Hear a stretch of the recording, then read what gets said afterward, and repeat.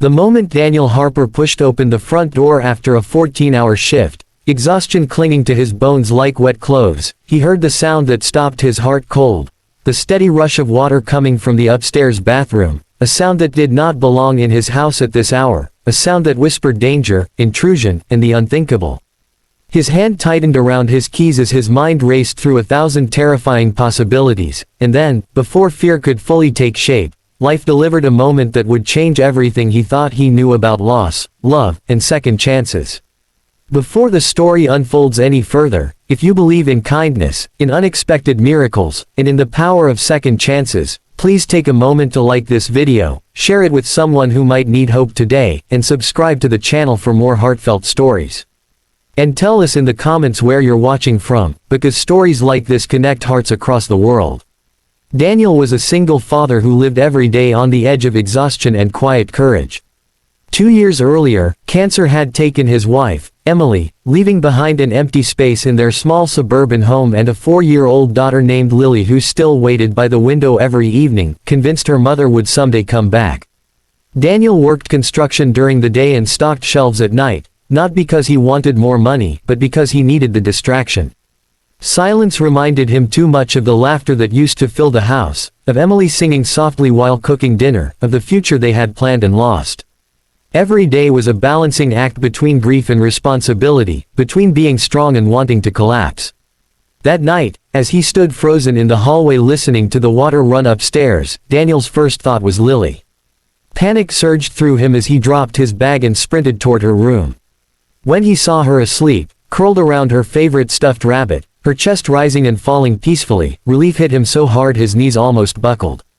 Only then did the fear return, sharper now, more focused.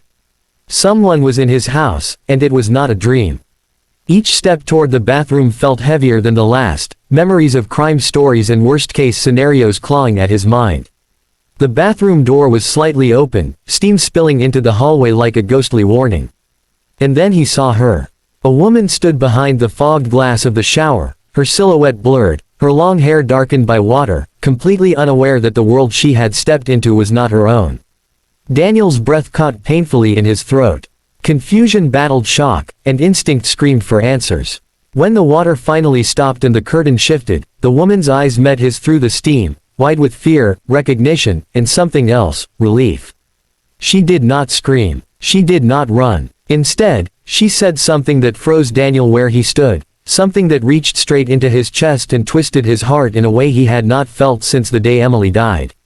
She said she was sorry, and that she had nowhere else to go. Her name was Clara Bennett, and the story that spilled from her in broken fragments over the next hour slowly unraveled Daniel's fear and replaced it with something heavier.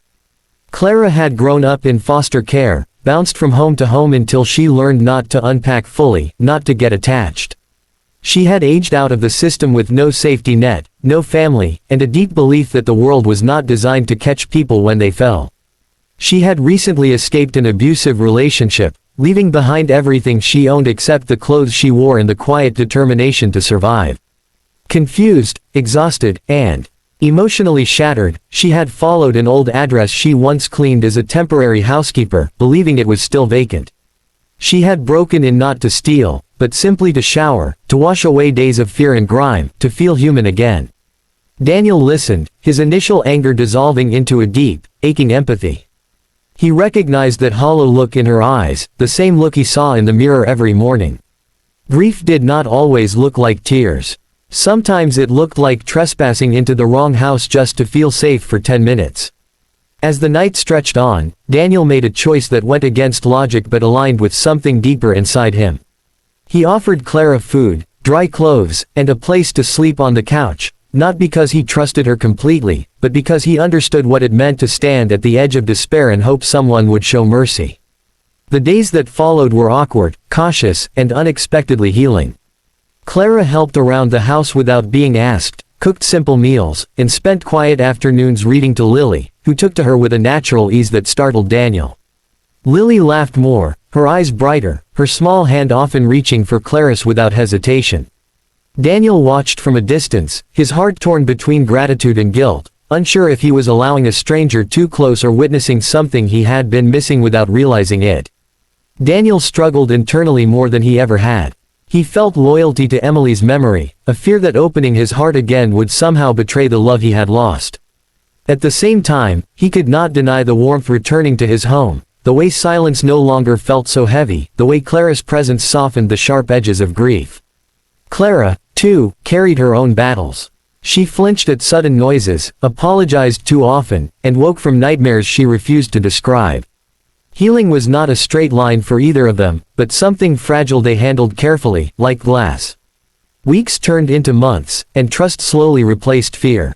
Clara found a job at a local bookstore, Daniel reduced his night shifts, and Lily began kindergarten with a smile that made Daniel's chest ache with pride.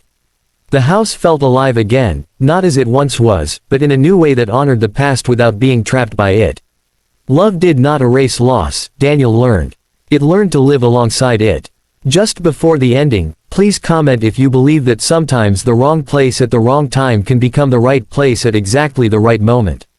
The night Clara eventually moved into her own apartment, the house felt quiet again, but not empty. Daniel stood in Lily's doorway watching her sleep, realizing that his heart was no longer closed in the way it once had been. Life had surprised him in the most unexpected way, not with grand gestures or dramatic rescues, but with quiet compassion, shared pain, and the courage to let someone stay. If this story touched your heart, if it reminded you that kindness can change lives and that broken people can help heal each other, please like this video, share it with someone who needs hope, and leave a comment.